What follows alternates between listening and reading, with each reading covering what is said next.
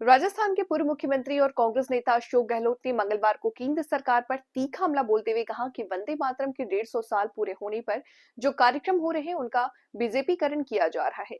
उन्होंने आरोप लगाया कि इन आयोजनों में केवल बीजेपी और आरएसएस के लोगों को बुलाया जा रहा है, जबकि आम जनता और अन्य वर्गों को शामिल नहीं किया गया।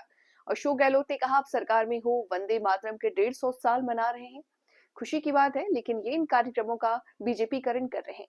सिर्फ भाजपा के कार्यकर्ताओं और आरएसएस के लोगों को बुला रहे हैं। देश की जनता इनमें शामिल ही नहीं है। सभी को शामिल करना चाहिए। गहलोत ने कहा कि ऐसे राष्ट्रीय कार्यक्रमों में सभी दलों, समाज सेवियों, पत्रकारों, प्रतिष्ठित लोगों को बुलाना चाहिए। उन्होंने कहा कि देश के अंदर ऐसे इवेंट बहुत महत्व रखते हैं। मैंने हमेशा देखा है कि जब ऐसे आयोजन होते हैं तो सबको बुलाया जाता है, उनसे सुझाव मांगे जाते हैं कि 1 साल तक चलने वाले कार्यक्रमों में क्या किया जाए।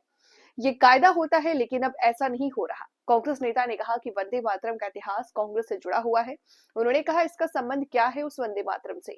आज तक इनकी शाखा में वंदे मातरम नहीं गाया गया। इनका अलग गीत है वंदे मातरम।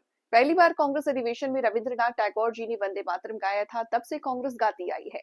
देश की स्तुति में कोई दिक्कत नहीं, आप भी गाओ, लेकिन अब अपने 100 साल बाद शुरू किया तो ठीक है, पर उसे राजनीति से मत बदलो। गहलोत ने आगे कहा, सरकार का विज्ञापन होता है, हम जो सोच नहीं सकते क्या क्या कर सकते हैं। सरकार करोड़ों रुपए खर्च कर रही है, लेकिन कार्यक्रम बीजेपी का हो रहा है, ये गलत है। अगर सरकार का पैसा खर्च हो रहा है तो सबकी भागीदारी होनी चाहिए।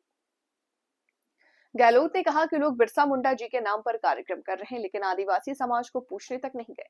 कम से कम दिखावे के लिए ही सबको शामिल कर लो। ये कोई बीजेपी का प्रोग्राम नहीं हो सकता जब पैसा सरकार का लग रहा है। गहलोत ने कहा, मैं कहना चाहूंगा कि हालात बड़े गंभीर हैं। सरकार 500 से 700 करोड़ रुपए उड़ा देगी और बड़े बड़े इवेंट करेगी, लेकिन भागीदारी किसी की नहीं होगी। देश में ये परंपरा कभी नहीं गई। सरकार कार्यक्रम सिर्फ एक पार्टी के लोग करें, ये लोकतंत्र के लिए सही नहीं है।